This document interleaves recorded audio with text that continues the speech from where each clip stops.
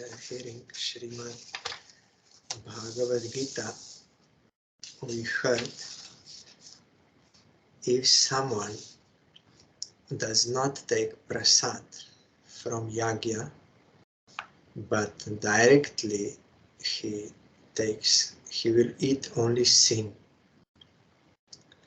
But if one will take prasad from yagya, then he will be released from all sins.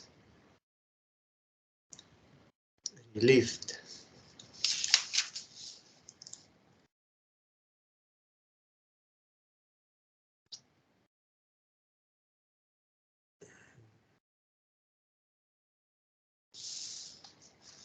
Then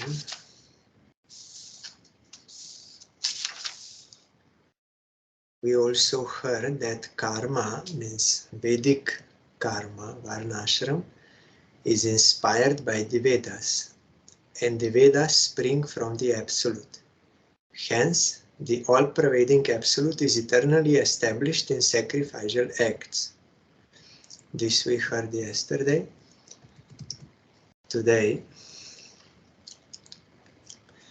evam pravartitam chakram nanuvartayati hayaha aghayur indriya ramo mogham partha sajivati. O Arjuna, he who does not in this life abide by the cycle of karma, thus promulgated, means advised, or is sinful. One who does not do this, addicted to sensual pleasures, and is living in vain.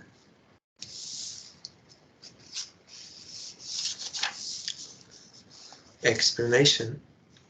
O Partha, he who refrains from performing this sacrament or dharma yagya by not following the cycle of karma in this world lives in vain a sinful, sensuous life as one of the selfish doers of fruitive actions. Desireless action done for Vishnu's satisfaction is free from every tinge of virtue or vice, because that is the right path leading to Nirguna Bhakti, transcendental devotion, enjoined by the scriptures. By following this path, one can easily purify his heart from worldly dross. Those who follow not this ordained path are swayed by sinful desires and appetites, leading a desecrated life in society. In order to win them from their evil habit, pious deeds are prescribed by the Shastras, such as yagya. Win, not win like victory, but W-V-E-A-N,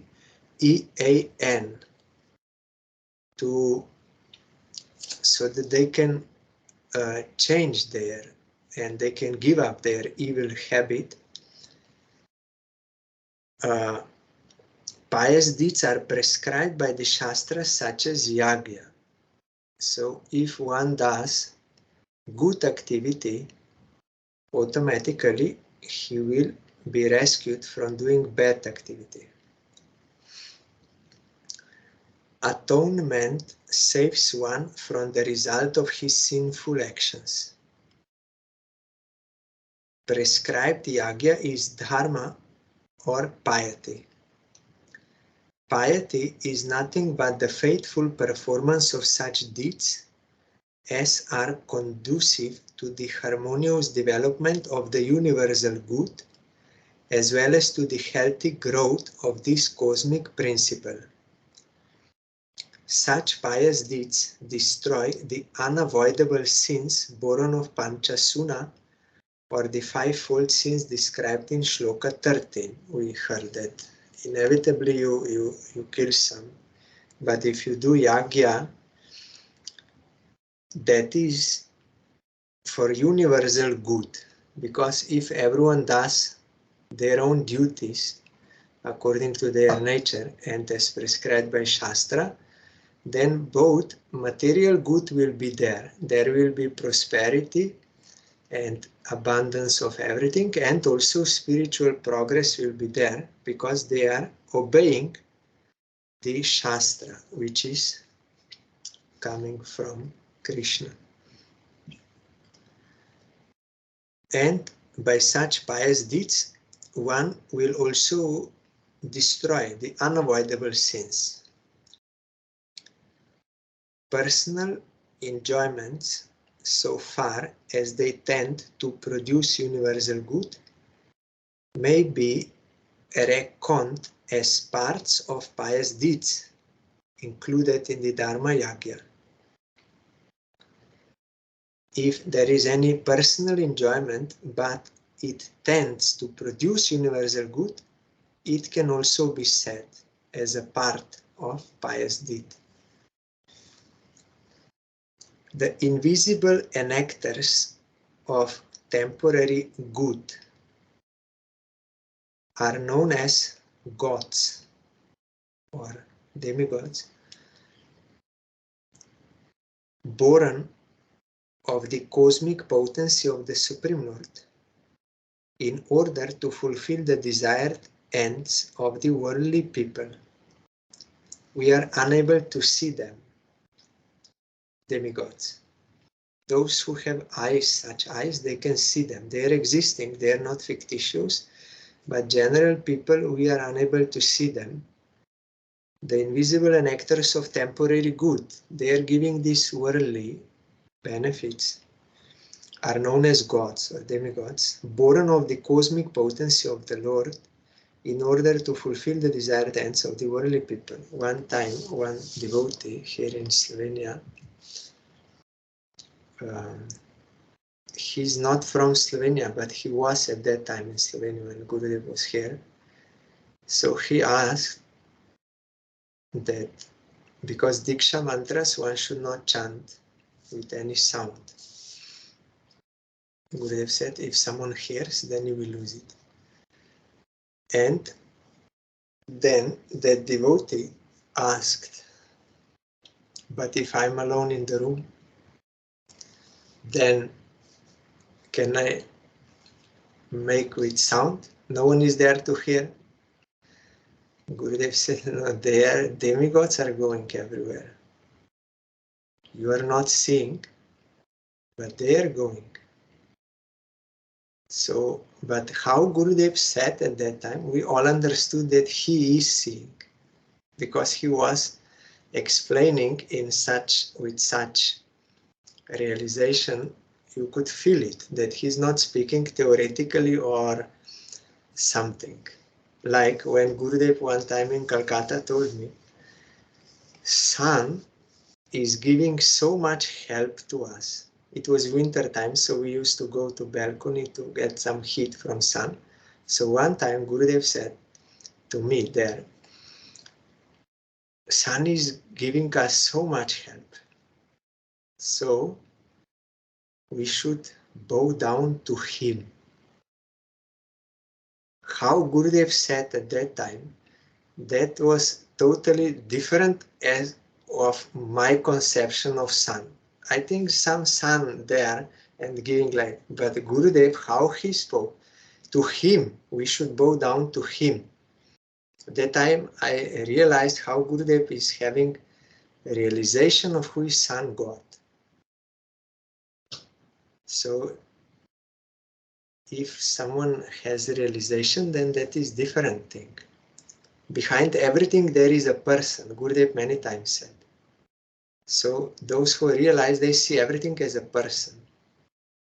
And really, actually it is like that, but we have no capacity to see with these material eyes. Even our own soul we cannot see with material senses.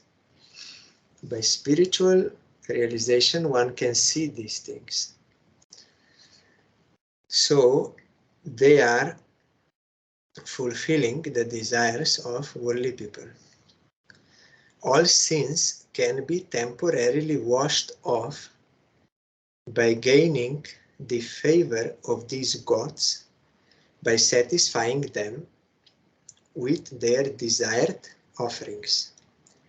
This is called karma yagya, or the sacrifice by action. Performance of karma yagya by worshipping these gods is called sakama upasana. Sakama means with some desires. Those who consider this kind of sakama upasana prescribed by the scriptures as mere mundane are men more of ethical than of devotional temperament. They are not understanding the real nature of even of this yagya, which is prescribed by Vedas. It is not ordinary. You will find some atheists. They will describe in this way, like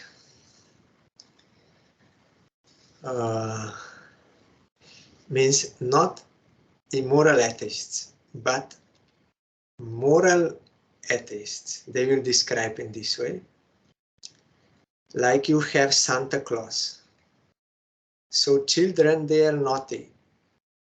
So parents, they say, there is some Santa Claus there. And if some child is very nice, doing everything, then that Santa Claus will bring him many presents. So child believes, and because of that belief, he's acting nicely, not doing some nonsense activity, but acting nicely because he believes that he will be rewarded by this being Santa Claus. So for this purpose, it is okay that for helping someone to be moral, to do good actions, if such belief is given to them on their level, then that is also beneficial. But when one will grow up, then he will realize, oh, there was no Santa Claus, and parents, they were bringing that presents. So now I don't need this belief anymore, but this to do good actions and get good result is still valuable. So moral atheists like Buddhists and this, they will explain in this way about God. Belief in God is okay for the sake of moral life, but that is for low class practitioners. Those who are grown up, they don't need such belief. So they cannot understand that actually God exists. They are unable to accept that, and that really he is giving the fruits and everything.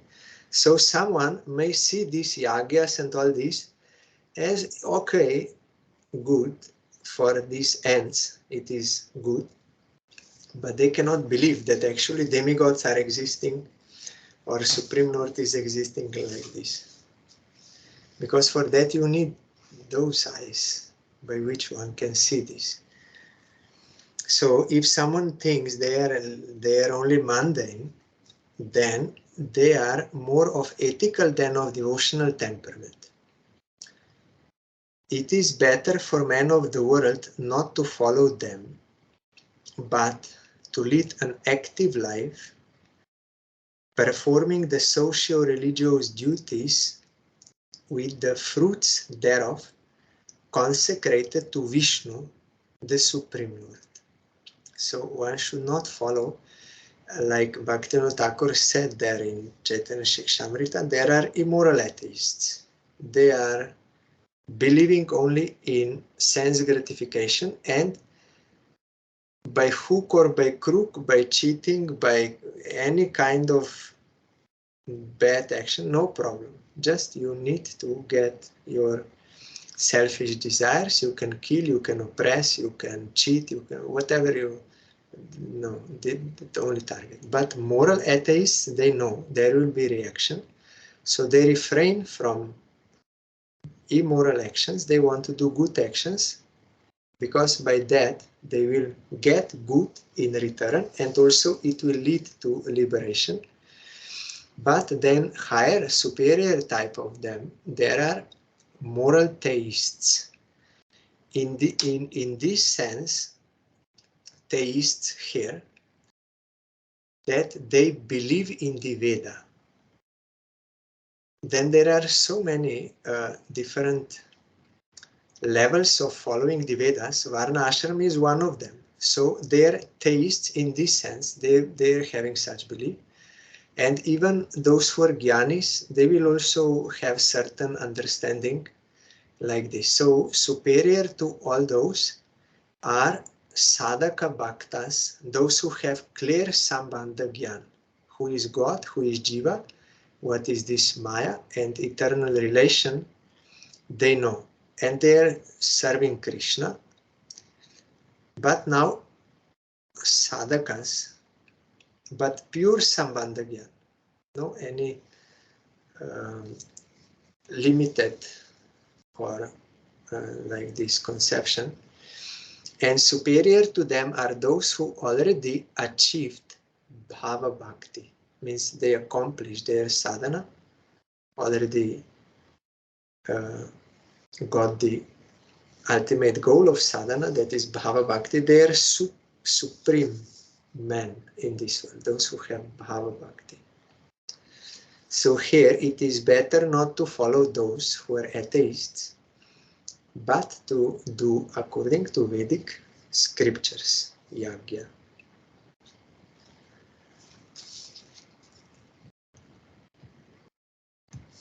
Yastvatmaratir eva syat atmatriptascha manavaha atmaneva cha santushtas tasya karjam na vidyate.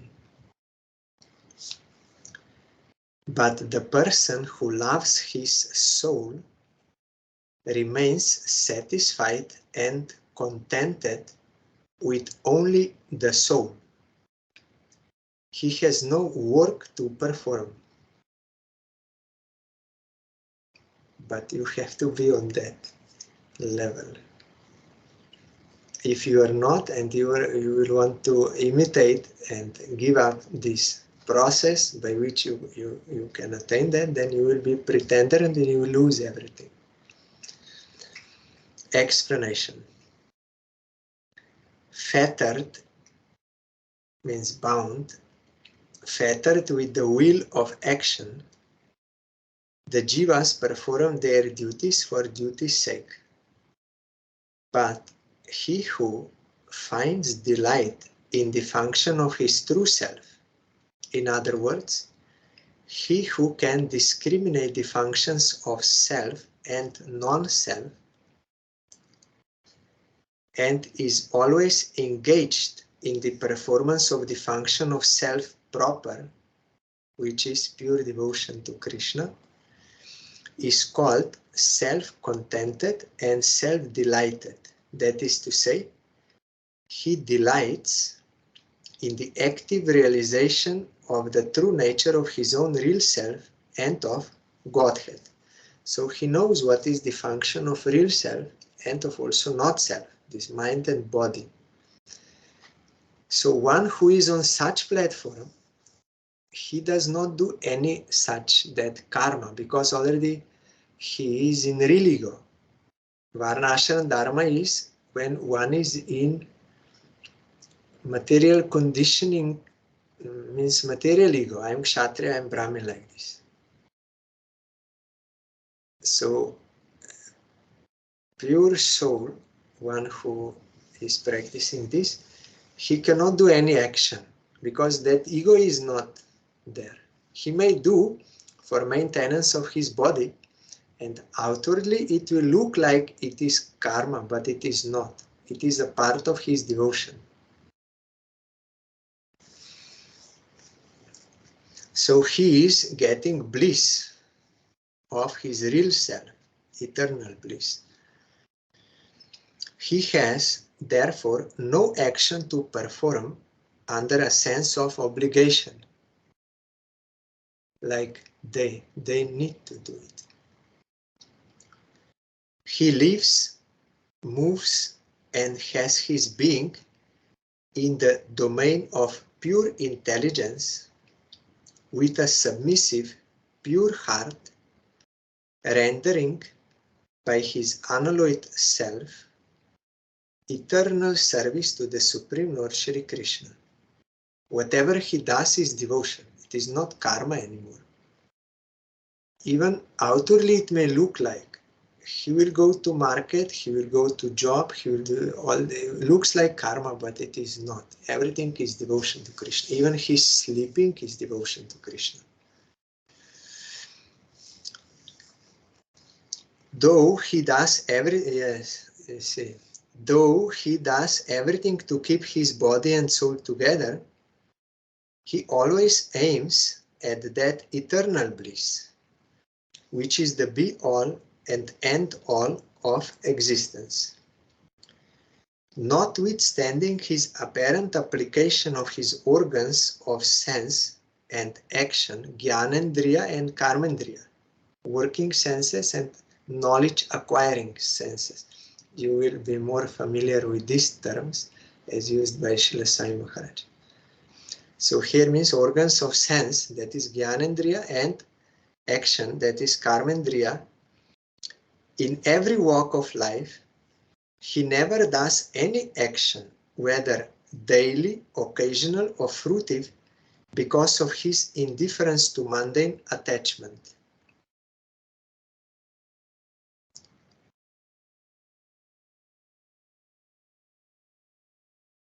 So, his actions are quite different from fruitive ones.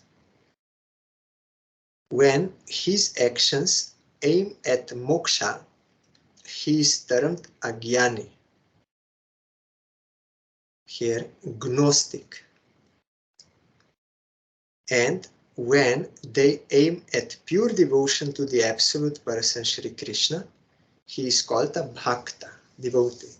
So you will see all are doing actions. Outwardly it will seem same.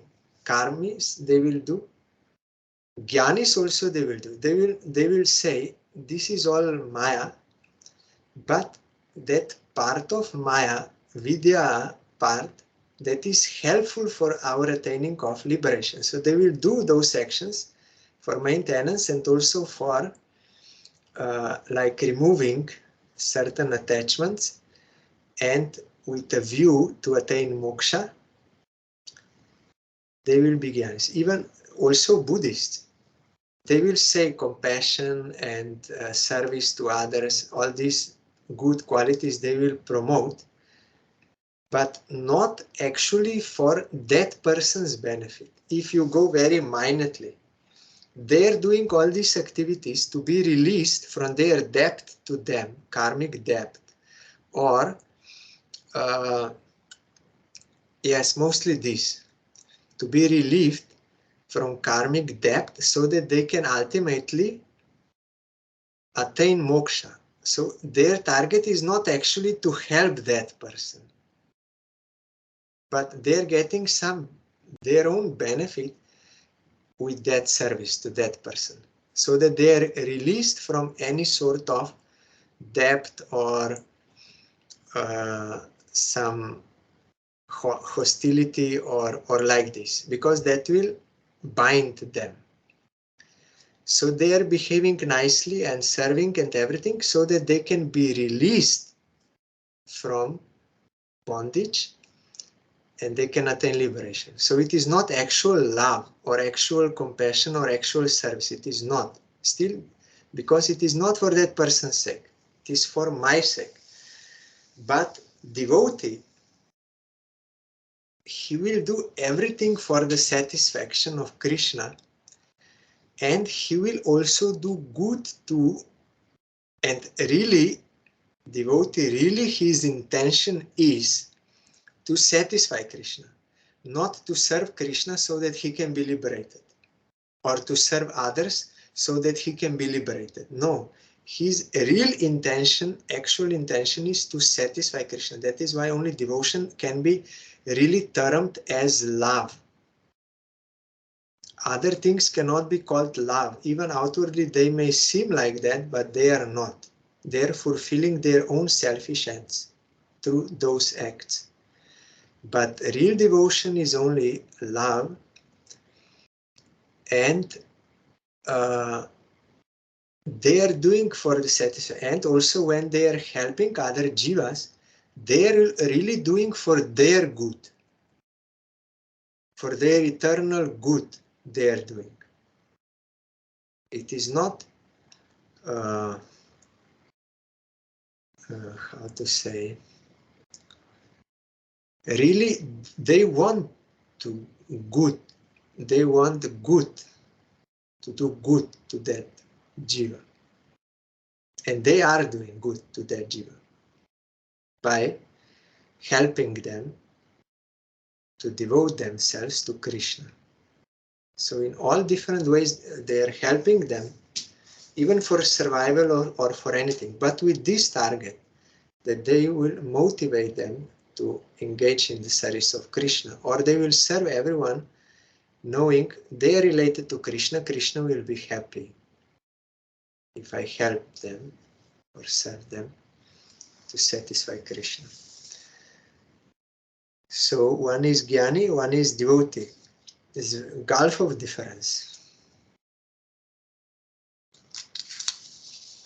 Like Jnani also, he will worship deity. He will chant Mahamantra and everything. But his target is to get liberation. So one time, one not much advanced devotee, he told me, how you can say that person is impersonalist? He's chanting Krishna's name or other names, Narayan, and he's worshipping. How you can say he's impersonalist? I said, because you are only seeing outwardly. You don't know what is his conception of holy name, what is his conception of ultimate goal of life, what is his conception of his own real self. He has no proper sambandha gyan. So his chanting and worshipping is not like sadhana bhakti or prema bhakti or bhava bhakti. It is as a means to attain liberation, as a process through which he will become qualified to become liberated. In this same way, Buddhists are serving, they want to serve all living entities with this aim, not actually they are caring so much for them, for their good. No. They only want to be released from violence and debt because that is binding. So they want to neutralize that exploitation which they did before, exploitation. They want to bring it to return all that debt, to come to zero level, to neutralize, then they can be liberated. But there is no positive love there. Gurudev told that may be termed as non-violence, when you don't want to exploit others, and even you may serve them, but with the sake of this, that is called non-violence. It is not actual love. It is not meant for their good or for the satisfaction of Krishna.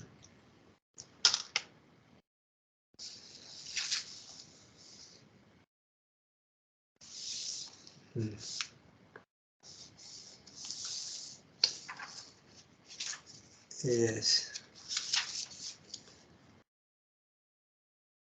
That was verse 17.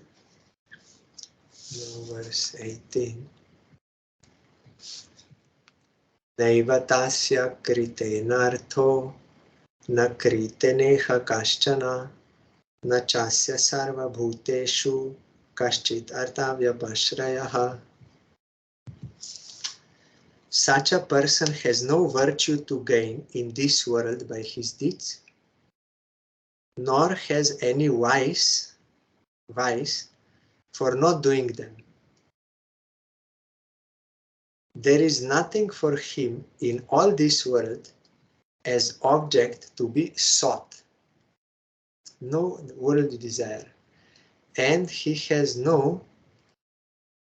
nothing to gain worldly by some pious activity, and nothing to sinful by not doing something that will not be seen in him. Sinful activity. He may not do those things, but that will not be seen for him because he is already superior. He is on a superior platform. By his action, he is already fulfilling higher purpose. So he does not need to do those, or if he does not do, that will not be seen to him. Explanation. He is self-delighted and is not responsible for any virtue or vice consequent upon due discharge or dereliction. Dereliction means giving up of his duties. He who is self-contented has no liking or disliking for anything that concerns the world.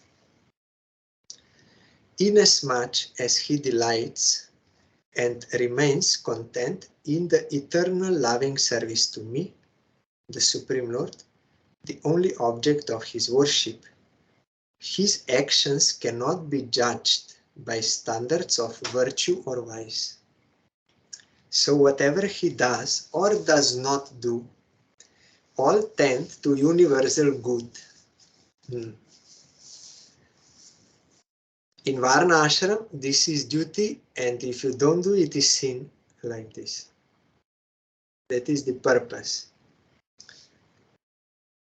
But he is already serving Krishna. So his actions cannot be judged by those things, mundane virtue or vice. And that does not mean that he is cruel. No, by serving Krishna, he is doing universal good to all. Because by serving Krishna, who is the root of everything, like watering at the root of tree, all branches and twigs and leaves and flowers, everything is properly nourished by watering at the root. So outwardly one may not understand how devotee is actually doing good for all. You will maybe not see how he is distributing food. Like sometimes they will say, what welfare work you are doing? Nothing. But because they are unable to detect what kind of good he is doing to all. And it is same in like devotee, he will serve Krishna. But there are two levels of devotees also. One is Vaidhi Bhakta, one is Raga Bhakta. So Vaidhi Bhakta, he will do devotion to Krishna according to scriptural injunctions. This you should do, this you should not do. He's not in karma kand, he is in devotion. And he's doing. But Raga Bhakta is above these rules also. Like Vaidhi Bhakta is above rules of Varna, Ashram, Dharma, doing superior thing.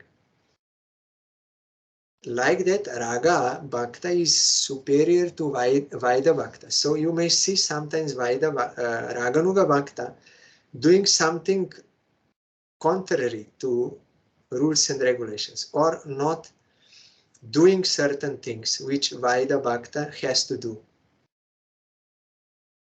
But you should not judge him by that thing. He's doing superior thing. He's in direct contact with Krishna through that natural love. So these rules do not apply to him. And these anarthas, aparadas, and seva aparad, that does not apply to him. Whatever he's doing, it is purely for the satisfaction of Krishna. Even if breaking some rules which are meant for Vaidha Bhaktas, he will satisfy Krishna. But one cannot imitate. If one is not like eligible, he did not awake faith in Krishna. Krishna says in Bhagavatam, 11th canto, if one did not awaken his faith in me, in Harikatha, about me, he should do karma. He has to do that. That will be beneficial for him for gradual development. Or if he does not have any material desire, already he purified his heart, so he should do jnana. But unless one has faith, he has to do that. But when one awakened faith, then he should do devotion, and he should not be judged by that, by karma and jnana. And one who awakened natural love for Krishna, strong desire, following in the footsteps of Brajavasi, he awakened that strong desire to serve Krishna. There is no any question of any anartha or aparat or anything there anymore. Impossible. That is so much intense desire to serve Krishna, and under his inspiration and inspiration of guidance of those Brajavasis. So to him these Vaidhi rules do not apply. That is why Prabhupada, he told, you should not go, to his disciples, you should not go near Banshidas Babaji Maharaj, because you will not be able to understand. You will commit offense, judging him by the rules and regulations of Vaidhi Bhakti. But he's beyond that. He's in a Raga platform. So you will think why he's doing this. That is wrong. So you will commit offense. From distance, you should bow down to him. Like some Varana Ashrami, he may not understand why a devotee is indifferent to certain duties, why he's not doing. He may think he's doing sins. He's not doing this. He's not like for devotee, there is no actual need to do like Shraddha and these ceremonies. No need. Nrishingadev told to Prahlad Maharaj, we will hear soon, he said, there is no need for you to do Shraddha. Already your father was rescued by your devotion. But in order to give example to those who are not devotees, that they should not take your example as we also need not do it, because they are in karma. Prahlad is in pure devotion, but they are not in pure devotion. So they will think Prahlad is a king. The people will follow superior person in society, those who are leaders. So they will think Prahlad is not doing, so we will also not do. But the point is, he does not need, but it is need for them. So in order to be example for them, he did that Shraddha ceremony. Like, it is not necessary for Mahaprabhu, in order to taste Radha Bhav, to hear about Dhruva and Prahlad Charitra. It is not necessary for him. Gurudev told me, not necessary for him. But because he is teaching by his own examples conditioned souls like I am. That is why he is doing this lila, so that I will understand, yes, this is beneficial, I should do this. I should hear Dhruva and Prahlad Charit and follow that, because that is necessary for me. That is medicine for me. That will be more beneficial for me than hearing Ras Lila. Ras Lila I will misunderstand and imitate. But I have to follow this. So for that purpose, Mahaprabhu is doing this lila. Like that, some who are on a Raga platform, they need not follow Vaidhi. But those who are ordered to preach, they will do this to be example for those who are on the Vaidhi platform. Or Prabhupada, he was already, of course we know he is a Nitya Siddha, but even if we see him as a sadhaka, he already was doing Shatakoti Nam Jagya means chanting 3 lakhs daily Harinam with great austerity for 6 years, only doing Harinam continuously, and already got that perfection. So for him, there is no need to do deity worship. For him, there is no need to collect this or study Shastra, or no need for him. But when he was ordered to preach by Mahaprabhu himself and his a personal associate, then he did all these things to be as an example for us to follow, because we need deity worship. We have to offer all articles of this world for the service of Krishna, otherwise we will be attached, and we have to do this service, that service, so many things we have to do. Otherwise, if someone will say you just sit down and chant, our mind will think all other things. So according to eligibility, so they are doing this for us. But Banshidas Babaji was not ordered to preach in this way. So he was in his own raga worship. So Prabhupada said you should not go near him. You will misunderstand him. It will be detrimental for you. Arjuna also played this pastime. At the end we will hear. Krishna told him, you just think of me, you worship me, you bow down to me, you offer everything you do, become my devotee, everything. Then Arjuna played this pastime of having this doubt. If I will only do your service exclusively, then I will not do other duties. I will not serve my parents. I will not do my Kshatriya duty. I will not do this. Then I will commit sin. This was in his heart for us to play this pastime. So then Krishna told him, no, Sarvadharmam Parityaj, you can give up all other duties and only exclusively serve me.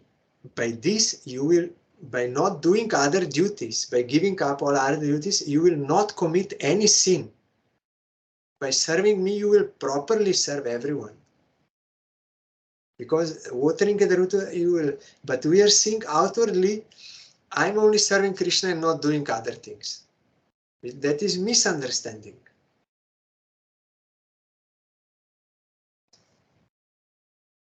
So, that is why one who is Varna Ashrami cannot understand that devotee does not need to do this and he's not committing any sin by not doing. And he's doing universal good for all by his actions. But they are unable to detect, recognize. Like Vaidic Bhaktas, they are not able to recognize the devotion of a raga devotee. Here she wrote something.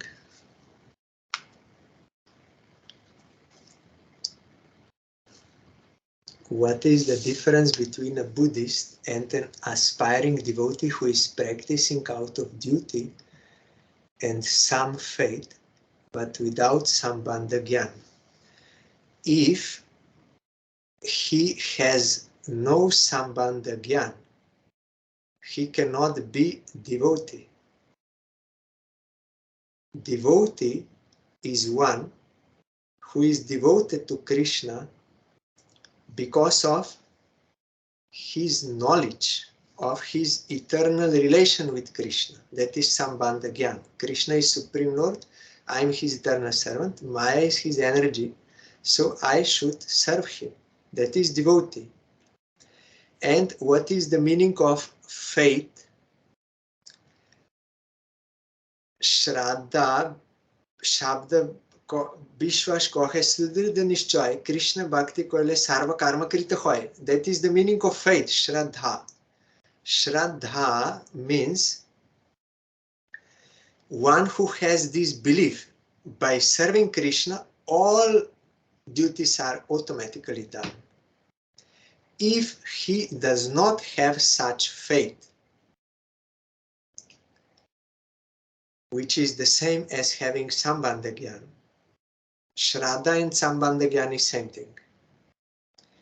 If he does not have Sambandha Gyan, if he does not have such faith, then he cannot be devotee. He cannot start devotion. It is impossible.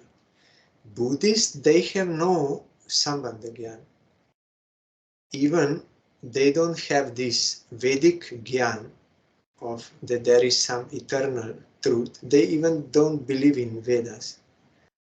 And they don't believe in anything eternal and Vedas. And so they are far behind. Jnanis, or those who are Varna Ashramis, even Varna Ashramis, they are superior to Buddhists because they have faith in Vedas. They are moral theists.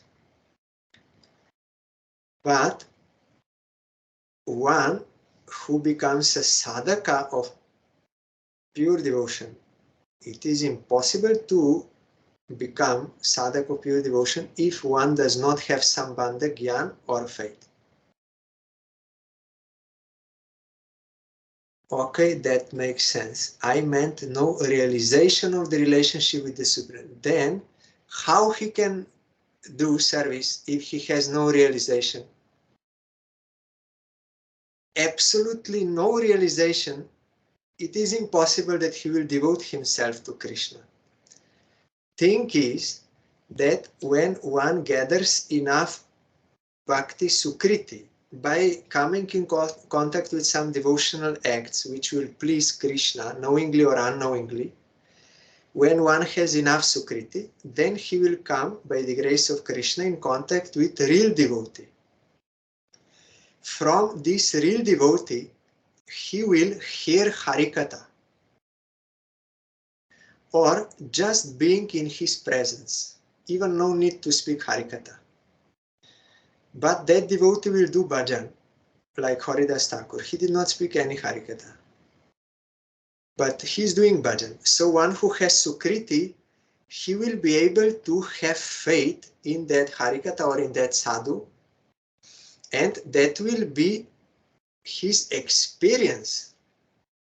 It will not be like some fictitious or imaginary or some. No, he will feel, yes, this is it. This is true. What he's saying is true, and what he's advising is good. So that will be his own experience.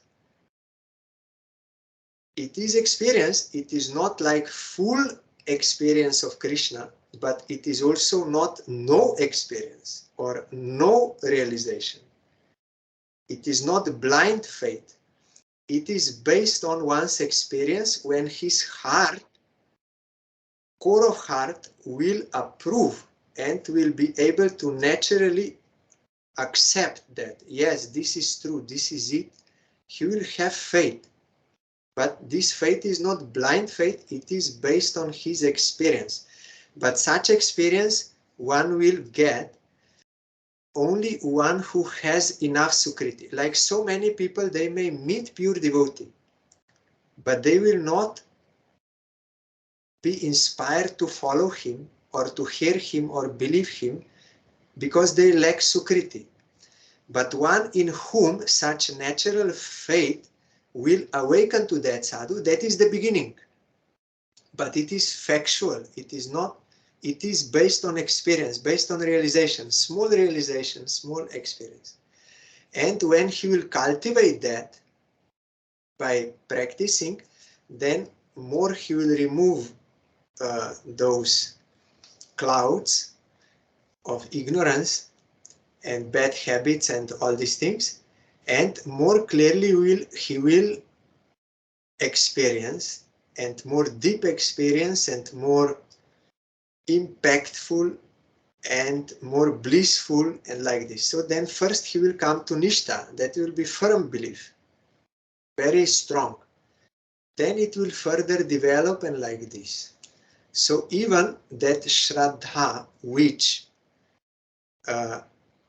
one who approaches bona fide Guru with the request to be engaged in the service of Krishna, before one gets Harinam initiation from bona fide Guru, one must have that faith. Otherwise, Guru will not give. He must have that faith in his heart. If Guru gives to someone who has no faith, he will commit offense. Because that is the necessary qualification, condition for giving Harinam. Gurudev said every Harinam initiation, 2 conditions. One is firm belief, by serving Krishna you serve all. Second condition, you are willing to abide by all the rules enjoined in the Shastra for the service of Krishna. These are positive assertions. You have to follow Ekadashi, you have to wear Tulsi, you have to all these things for the service of Krishna, chant Harinam. And there are some negative assertions. You should give up these sins, these anarthas, these aparadas, all this you should give up. And this. So one who does not have these 2 qualifications or these 2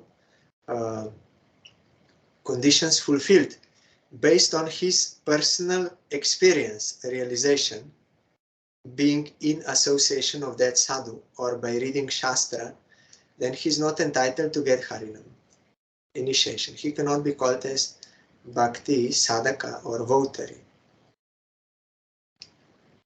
Okay, so you mean that there are different levels of Sambandha Gyan.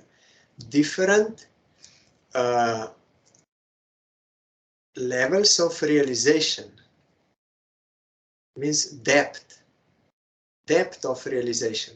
But it is not like this is some Sambandha Gyan and then there will be another one and like this. No.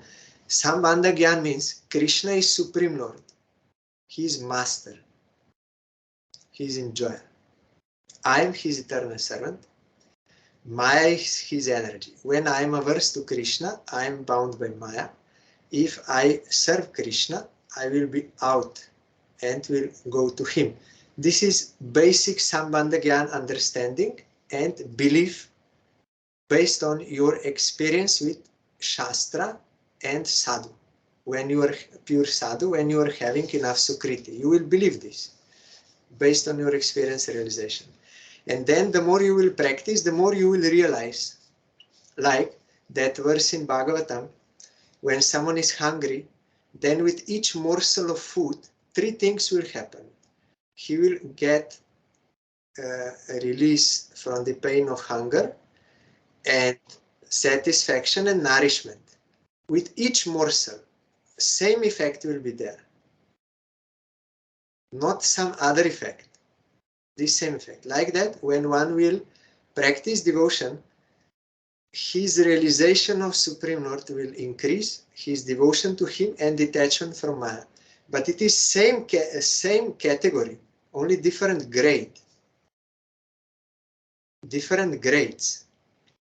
But if one, what I want to say, any sadhaka of pure devotion who got sadhana from pure devotee through initiation or through any advice,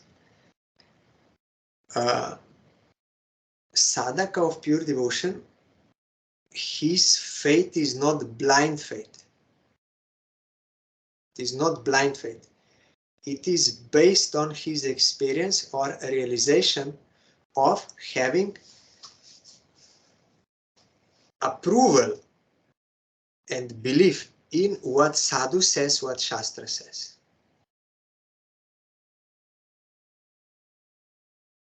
You understand? And then this experience will become more and more clear and more deep.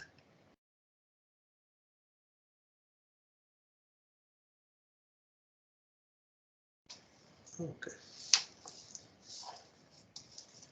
But Buddhist and sadhaka of pure devotion, there is a great distance.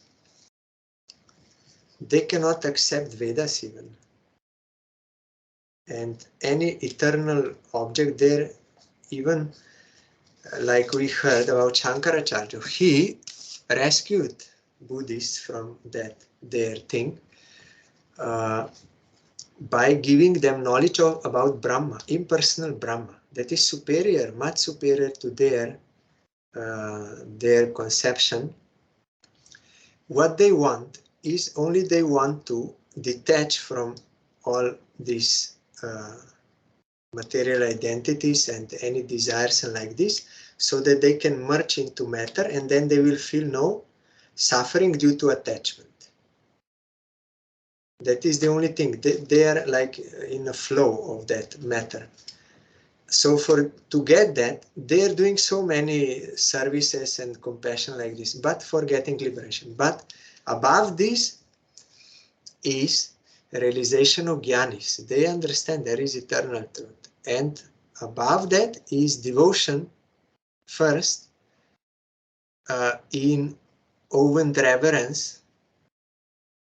His Supreme Lord, I am His eternal servant, it is my duty, eternal duty to serve Him. That type of sambandha jnana. But superior than this is Krishna is my beloved, Krishna is my friend, Krishna is my son, beloved, all this. That is topmost sambandha jnana. Topmost sambandha jnana is of raga devotee. Okay, tomorrow is holy day. We will read about them. If any time left, then we may continue Bhagavad Gita.